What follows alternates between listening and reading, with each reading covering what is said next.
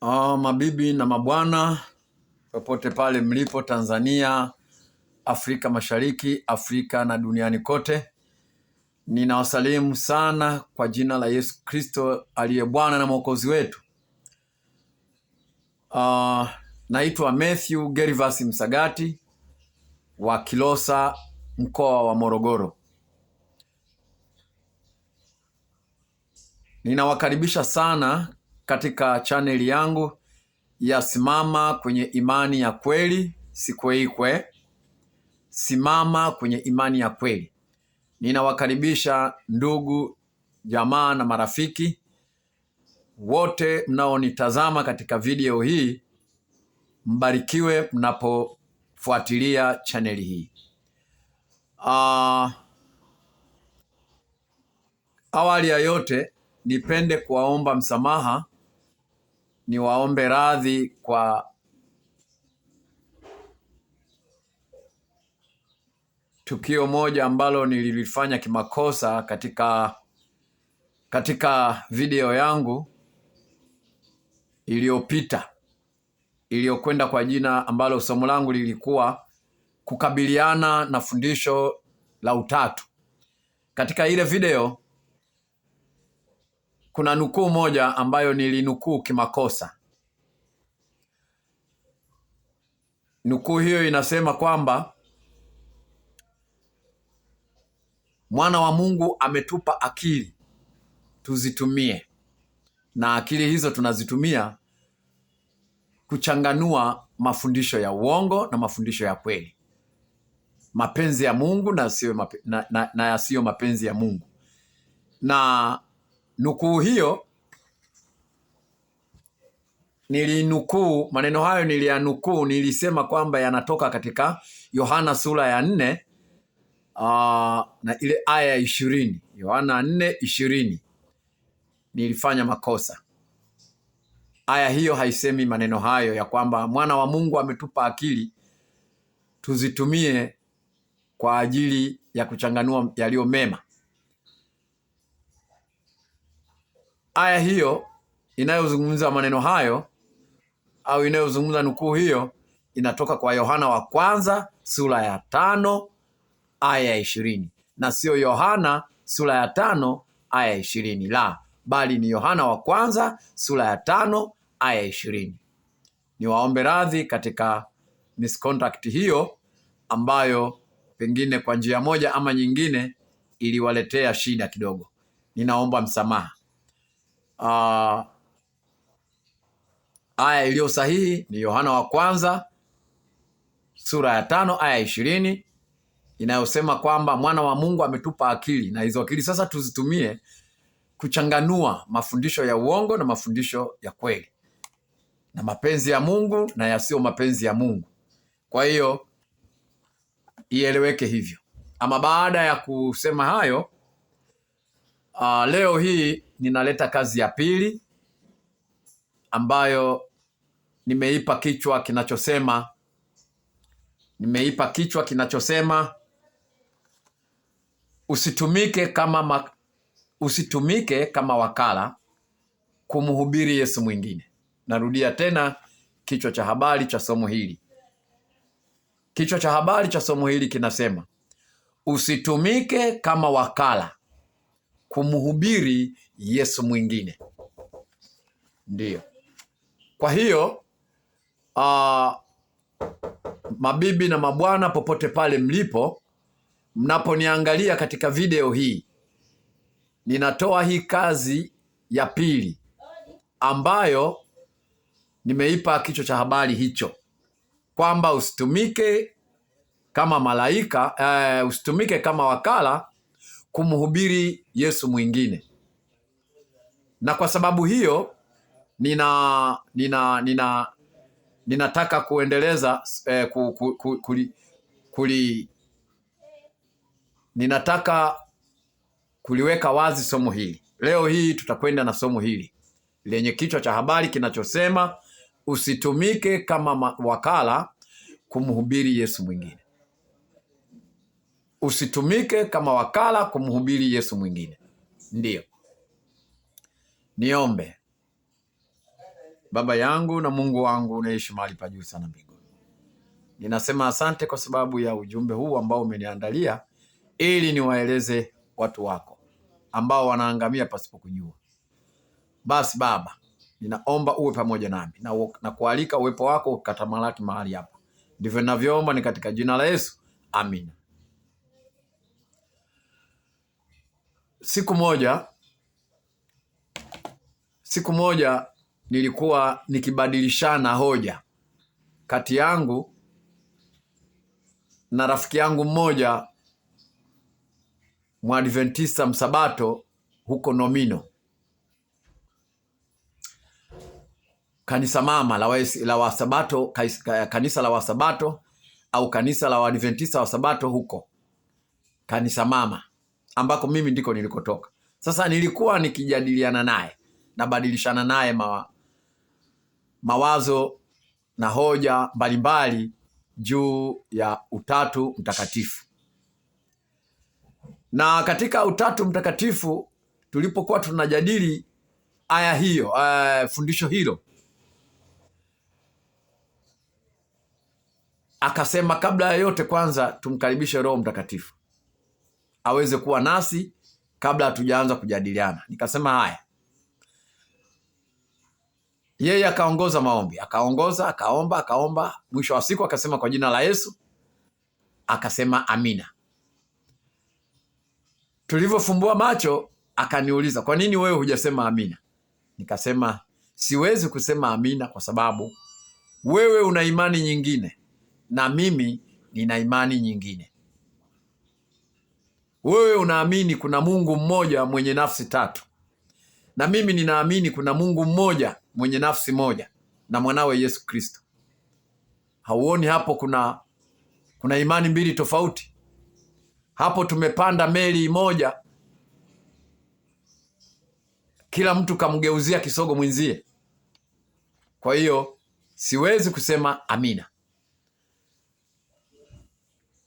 Tukaacha hivyo ilivyo, tukaendelea kujadiliana mpaka tulikofikia. Huyo mtu na muhifadhi katika jina lake. Sasa nikirudi kwenye somo langu la leo, kama nilivyolitangaza kwamba usitumike kama wakala kumhubiri Yesu mwingine. Ndiyo. Tusome Waebrania sura ya 1 aya ya 1 mpaka ya 2 na ile aya ya 4. Biblia inasema, Mungu ambaye alisema zamani na baba zetu katika manabii kwa sehemu nyingi na kwa njia nyingi, mwisho wa siku hizi amesema na sisi katika mwana aliyemweka kuwa mrithi wa yote, tena kwa yeye aliufanya ulimwengu. Amefanyika bora kupita malaika kwa kadiri jina aliloririthi lilivyo tukufu kuliko lao.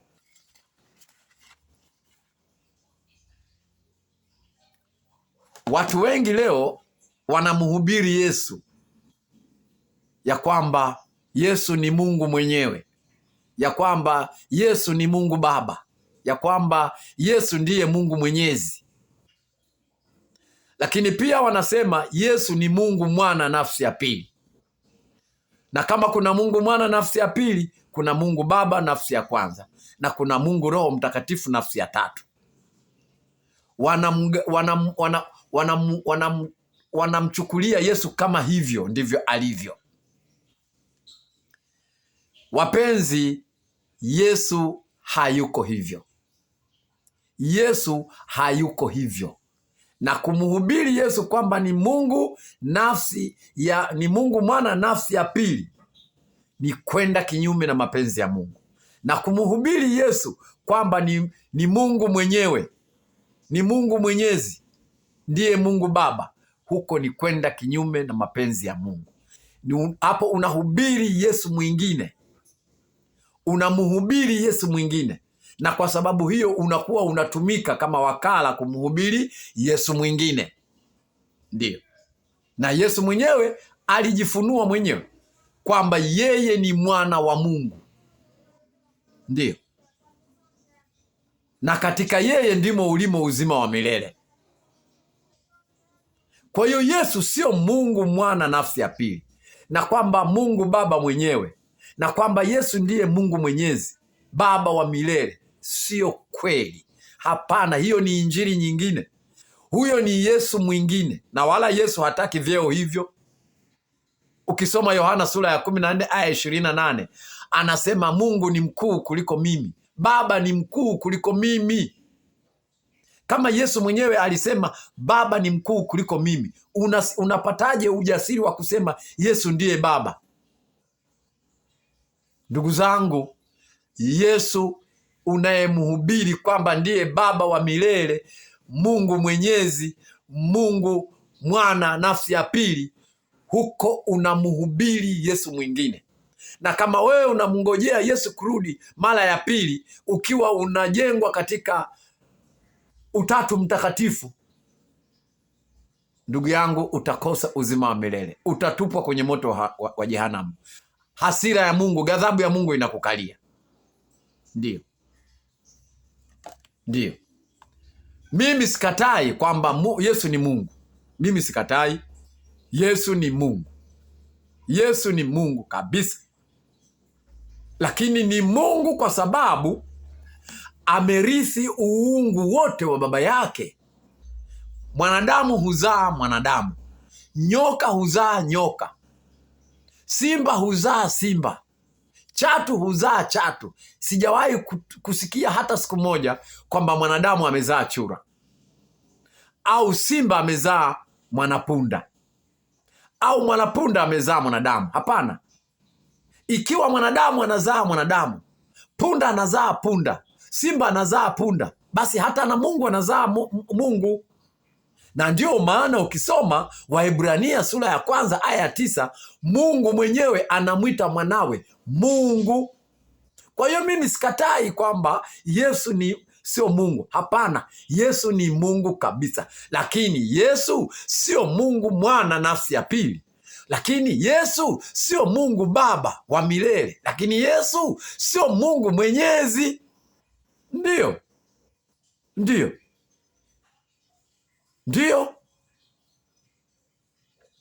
Kwa hiyo wewe ukihubiri kwamba Yesu ndiye Mungu mwenyewe, Yesu ndiye Mungu Baba, Yesu ndiye Mungu Mwana nafsi ya pili, na kuna Mungu Roho Mtakatifu nafsi ya tatu, huko unamhubiri Yesu mwingine.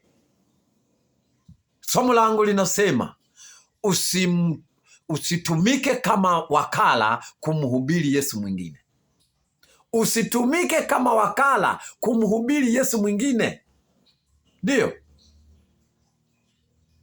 aya niliyoisoma ya Waebrania 1, Waebrania sura ya 1 aya ya 1 mpaka ya 2 na ile aya ya 4. Yesu amerithi uungu, amerithi jina la Mungu wake, amerithi jina kuu kuliko malaika. Kwa hiyo kama amerithi, basi yeye ni Mungu. Lakini sio Mungu Baba, wala sio Mungu Mwana nafsi ya pili, wala sio Mungu Mwenyezi, wala yeye Yesu si Mungu Baba wa milele, bali ni mwana wa Mungu. Na kwa sababu ni mwana wa Mungu, amerithi uungu wote wa baba yake. Ndio. Lakini pia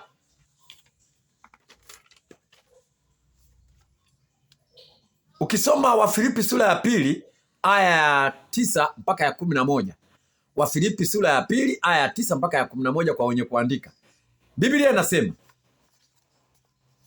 kwa hiyo tena Mungu alimwadhimisha mno, akamkirimia jina lile lipitalo kila jina, ili kwa jina la Yesu kila goti lipigwe, la vitu vya mbinguni na vya duniani na vya chini ya nchi, na kila ulimi ukiri ya kuwa Yesu Kristo ni Bwana, kwa utukufu wa Mungu Baba. Ndio.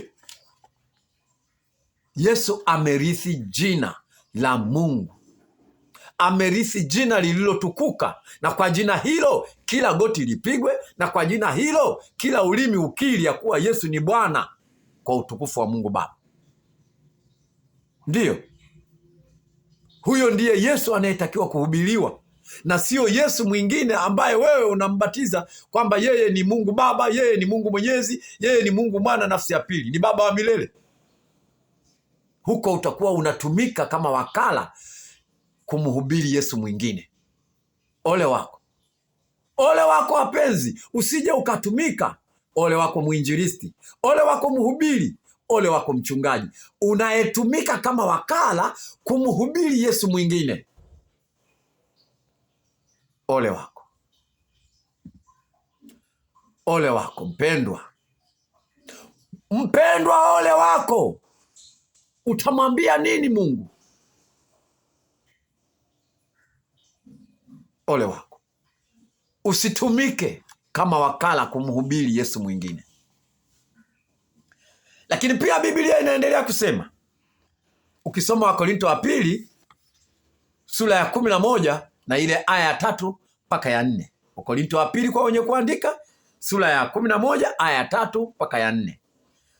Biblia inasema kwa Wakorinto wa pili sura ya 11 aya ya 3 mpaka ya 4, inasema, lakini nachelea kama yule nyoka alivyomdanganya Hawa kwa hila yake, asije akawaharibu fikira zenu, mkauacha unyofu na usafi kwa Kristo. Maana yeye ajaye akihubiri Yesu mwingine ambaye sisi hatukumhubiri, au mkipokea roho nyingine msipoipokea, au injili nyingine msioikubali, mnatenda vema kuvumiliana naye. Ndio, ndio, ndio. Ukimhubiri Yesu mwingine, ukimhubiri Yesu mwingine, akitokea mtu, Biblia anasema maana yeye ajaye atakaye mhubiri Yesu mwingine ambaye sisi hatukumhubiri, au akahubiri injili nyingine ambayo nyinyi hamuikubali, sio ile tulioipokea, mwatenda vema kuvumiliana naye. Kivipi kuvumiliana naye? Mwelekeze huyo mtu kwa ufasaha, kama ambavyo chaneli hii yasimama kwenye imani ya kweli inavyowaelekeza wainjilisti, inavyowaelekeza wahubiri, inavyowaelekeza wachungaji, hata inavyowaelekeza washiriki kwamba acheni kutumika kama mawakala kumhubiri Yesu mwingine. Chaneli hii inachukuliana nanyi vema. Tunatenda vema sisi kuchukuliana na nyinyi, kuambia kwamba acheni kumhubiri Yesu mwingine. Ndio, acheni kumhubiri Yesu mwingine.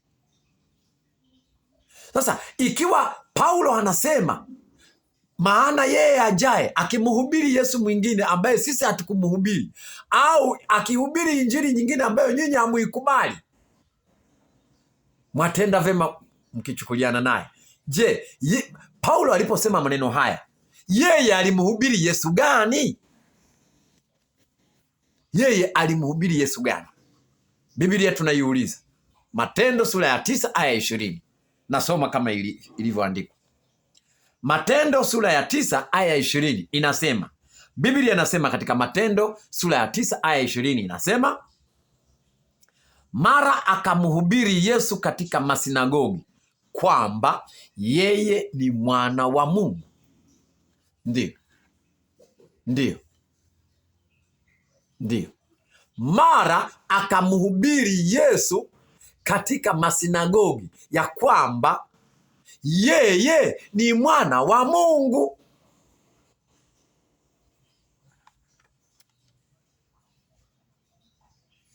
Kwa hiyo Yesu wa kweli, Yesu ambaye ndio injili ya kweli, tunapaswa kumhubiri ya kwamba Yesu Kristo Masihi ndiye mwana pekee wa Mungu, na katika yeye ndimo ulimo uzima wa milele. Na hata ukisoma Yohana sura ya 3 aya 36 inasema, asiyemwamini mwana wa Mungu, ghadhabu ya Mungu inamkalia. Ndio, ndio, ndio. Huyo ndiye Yesu halisi. Huyo ndiye Yesu tunayemtarajia kurudi mara ya pili. Huyo ndiye Yesu mwana wa Mungu. Yeye sio Yesu Mungu Baba, yeye sio Yesu Mungu Mwana nafsi ya pili, yeye sio Yesu Mungu Mwenyezi Baba wa milele. Sio yeye, sio yeye. Na ole wako utakaye mhubiri Yesu wa namna hiyo, utakuwa unafanya kazi ya wakala wa shetani. Ndiyo chaneli yangu inasema simama kwenye imani ya kweli, na somo langu linasema usimuhubiri, usitumike kumhubiri usitumike kama wakala kumhubiri Yesu mwingine. Hilo ndilo somo langu. Lakini Biblia inaendelea kusema kwa Wagalatia sura ya kwanza aya ya 6 mpaka ya 9. Wagalatia sura ya kwanza aya ya 6 mpaka ya 9. Biblia inasema, nastaajabu kwa kuwa mnamwacha upesi hivi yeye aliyewaita katika neema ya Kristo na kugeukia injili ya namna nyingine, wala si nyingine, lakini wapo watu wawataabishao na kutaka kuigeuza injili ya Kristo. Lakini ijapokuwa sisi au malaika wa mbinguni atawahubiri ninyi injili yoyote isipokuwa hiyo tuliyowaambia, na alaaniwe. Kama tulivyotangulia kusema, na sasa nasema tena, mtu awaye yote akiwahubiri ninyi injili yoyote isipokuwa hiyo mlioipokea, na alaaniwe. Aya hii narudia kusoma katika Biblia. Wagalatia sura ya kwanza aya ya 6 mpaka ya 9. Biblia inasema, na staajabu kwa kuwa mnamwacha upesi hivi yeye aliyewaita katika neema ya Kristo na kugeukia injili ya namna nyingine, wala si nyingine, lakini wapo watu wawataabishao na kutaka kuigeuza injili ya Kristo. Lakini ijapokuwa sisi au malaika wa mbinguni atawahubiri ninyi injili yoyote isipokuwa hiyo tuliyowahubiri, na alaaniwe. Kama tulivyotangulia kusema, na sasa nasema tena, mtu awaye yote akiwahubiri ninyi injili yoyote isipokuwa hiyo mlioipokea, na alaaniwe. Hiyo ni Biblia. Hiyo ni Biblia. Injili ya Yesu. Yesu ni mwana wa Mungu, na kila aaminie ataokolewa. Ukimhubiri Yesu mwingine, hiyo sio injili ya Yesu, hiyo ni injili ya namna nyingine. Na kwa sababu umehubiri injili ya namna nyingine, hakika umelaaniwa. Hakika umelaaniwa mpendwa. Hakuna kuficha, tusifichane. Ndiyo. Swali sasa, Paulo anasema ikiwa utahubiri injili nyingine ambayo sio ya Yesu Kristo mwana wa Mungu, utakuwa umelaaniwa. Je, Paulo alihubiri injili gani? Paulo alihubiri injili gani? Maana anasema usipoihubiri injili ile ambayo tumeihubiri sisi, umelaaniwa, na mtu huyo amelaaniwa. Je, Paulo alihubiri injili gani? Tunaiuliza Biblia. Wakorinto wa kwanza sura ya 8 aya ya 5 mpaka ya 6. Kwa wenye kuandika narudia. Wakorinto wa kwanza sura ya 8 aya ya 5 mpaka ya 6. Nasoma kama ilivyoandikwa. Kwa maana ijapokuwa wako waitwao miungu ama mbinguni ama duniani, kama vile walivyoko miungu mingi na mabwana wengi, lakini kwetu sisi Mungu ni mmoja tu, aliye Baba, ambaye vitu vyote vimetoka kwake, nasi tunaishi kwake. Yuko na Bwana mmoja Yesu Kristo, ambaye kwake vitu vyote vimekuwapo, na sisi kwa yeye huyo. Kumbe Paulo alihubiri injili ya kwamba kuna Mungu mmoja tu na Yesu Kristo. Ijapokuwa kuna miungu wengine wengi tu, miungu gani, wako wanaoamini miungu wengi namna hiyo. Lakini pia Paulo anasema, lakini kwetu sisi Mungu ni mmoja tu aliye wa pekee, na yuko Yesu Kristo Bwana wetu, na sisi tunaishi kwa huyo. Vitu vyote vimetoka kwa huyo. Sambamba na hiyo, injili ya Paulo. Yesu mwenyewe anasema kwa Yohana sura ya 17 aya ya 3, anasema na uzima wa milele ndio huu, wakujue wewe Mungu wa pekee wa kweli na Yesu Kristo aliyemtuma. Yohana sura ya 17 aya 3. Yesu anasema na uzima wa milele ndio huu, wakujue wewe Mungu wa pekee wa kweli na Yesu Kristo uliyemtuma. Hiyo ndio injili iliyo sambamba na Paulo, injili ameihubiri hiyo. Yesu anasema kuna Mungu wa kweli mmoja wa pekee na mwanawe Yesu Kristo. Paulo anasema lakini kwetu sisi Mungu ni mmoja tu, aliye asili ya vitu vyote na vitu vyote vimetoka kwake, nasi tunaishi kwa huyo. Lakini pia yuko na Bwana wetu Yesu Kristo. Sasa wewe, hiyo ndio injili ambayo Paulo alihubiri na Yesu alihubiri. Lakini wewe ukitokea mhubiri au mwinjilisti au mchungaji au mshiriki au muumini wa aina yoyote, ukihubiri injili nje ya hiyo kwamba Mungu ni mmoja mwenye nafsi tatu, Mungu Baba, Mungu Mwana na Mungu Roho Mtakatifu, na Yesu unamuona kama ni Mungu mkuu, Mungu mwenyezi, Mungu Baba wa milele, hiyo ni injili nyingine. Utakuwa unatumika kama wakala wa shetani. Somo langu linasema usitumike kama wakala kumhubiri Yesu mwingine. Amina.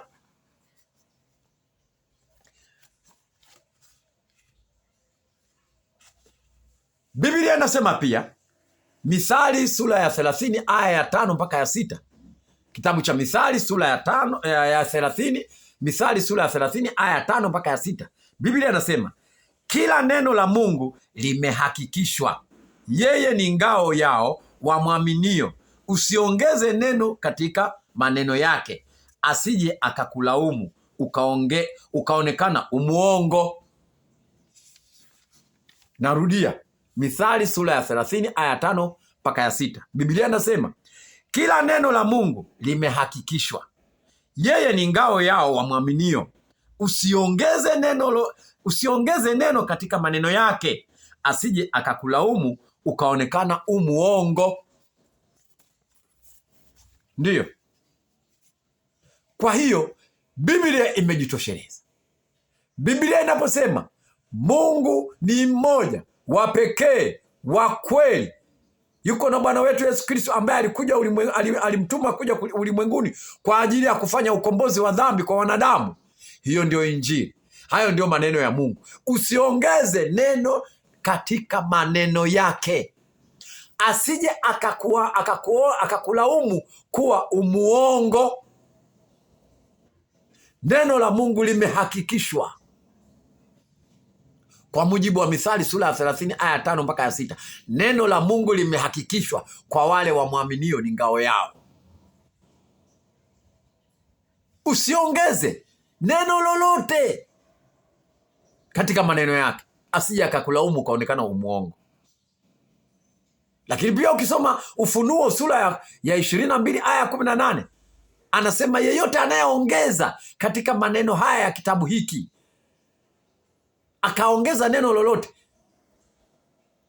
ataongezewa mapigo yaliyoandikwa katika kitabu hiki, na akipunguza neno lolote katika kitabu hiki cha unabii wa kitabu hiki, atakuwa ameondolewa ule mti wa uzima walioahidiwa wamchao. Kwa hiyo ole wako ukiongeza. Kwa nini mnataka kuongeza maneno ya Mungu? Mbona yamehakikishwa, yako kamili, yako kamilifu? Kwa nini uongeze neno la Mungu? Mungu hakusema, wewe unaongeza. Unani wewe? Unani wewe? Ewe muinjilisti unayeongeza, ewe mhubiri unayeongeza, ewe mchungaji unayeongeza katika maneno ya Mungu yamekamilika, yamehakikishwa, wewe unaongeza la kwako la kibinadamu. Wewe unani? Unani? Unani wewe? Unamsahihisha Mungu? Unamsahihisha Mungu kweli? halafu unasema nautaka uzima wa milele. Unautaka uzima wa milele wakati unasahihisha maneno ya Mungu. Unayasahihisha maneno ya uzima wa milele. Unayasahihisha maneno ya uzima wa milele, halafu unasema namngojea Yesu Kristo aje kuninyakua. Wewe sema unamngojea shetani aje akunyakue, akupeleke kwenye moto wa jehanamu, mkaishi naye huko. Ndio. Huo ndio ukweli. Epuka kulaaniwa kwa kuongeza neno la Mungu. Epuka ndugu yangu, epuka bwana wangu, epuka bibi yangu, epuka babu yangu, epuka kijana, mtoto. Epukeni kuongeza maneno yenu. Maneno ya Mungu yamekamilika. Wachungaji, ole wenu mnaoongeza maneno ya Mungu, maana yenyewe yamejitosheleza. Kwa nini uongeze? Biblia haijasema Mungu ni mmoja mwenye nafsi tatu. Haijasema, imenyamaza. Wewe unani unaongeza? Biblia haijasema kwamba Yesu ni Mungu Mwenyezi. Wewe unani unayeongeza? Biblia haijasema Mungu ni utatu. Wewe ni nani unayeongeza? Mbona maneno ya Mungu yamekamilika? Mbona maneno ya Mungu yamehakikishwa? Yamekamilika, yamehakikishwa, na hakuna kuongeza wala kupunguza katika maneno yake. Somo langu linasema usitumike kama wakala kumhubiri Yesu mwingine. Mungu awabariki sana. Mungu awabariki sana. Niombe. Mungu wangu na Baba yangu nayeishi mahali pa juu sana mbinguni, ninasema asante Baba kwa sababu ya ulinzi wako. Ulinituma Baba niuambie ulimwengu somo lako la leo linalosema usitumike kama wakala kumhubiri Yesu mwingine. Na sasa nimelitoa, nimetumika kama chombo, lakini mnenaji mkuu ulikuwa ni wewe. Jina lako litukuzwe sana. Ukawabariki watazamaji na wasikilizaji wa channel hii ya Simama Kwenye Imani ya Kweli. Watakapokuwa wameiangalia hii video, wavuvie Roho wako Mtakatifu, wapate hekima na busara ya kuelewa somo hili, ili mwisho wa siku wapate kuokolewa na kuongoka kuujua ukweli ulio halisi kutokana na maandiko yako matakatifu, kutokana na maneno yako matakatifu. Baba, ukanibariki na mimi niliyelitoa somo hili, nisije nikawa nimelitoa somo hili halafu mimi mwenyewe nikawa wa kukataliwa. Baba, ukanibariki, ukanitie nguvu, ukanitafakarishe katika somo hili. Wabariki wale wote wasikilizaji na watazamaji.